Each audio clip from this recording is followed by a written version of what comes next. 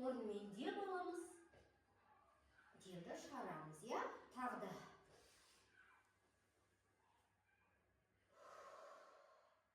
Тағы да.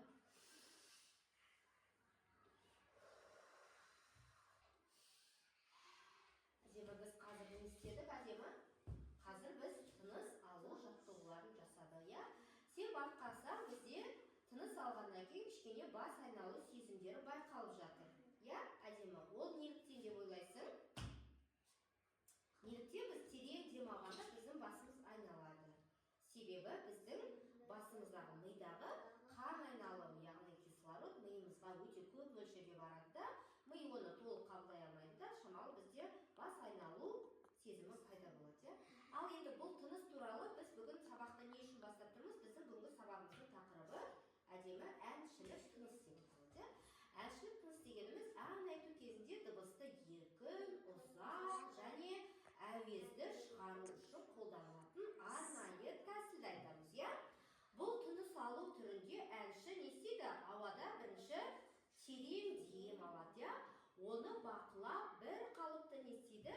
Шығарады және сол арқылы дыбысты ұзақ және әдемі етіп не істейді? Жеткізеді.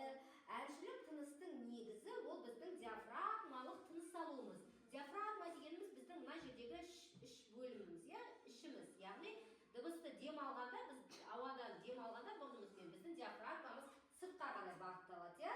Сол ішімізге жиналған дыбысты біз ән орындау кезінде үнемдеп жұмсаймыз да, ауаның барлығын әдемі етіп, әуенді әнді орындау арқылы сыртқа шығарамыз. Яғни дем алған кезде біз кеудемізбен емес, іш бөлігімізбен диафрагмамен дем аламыз, я?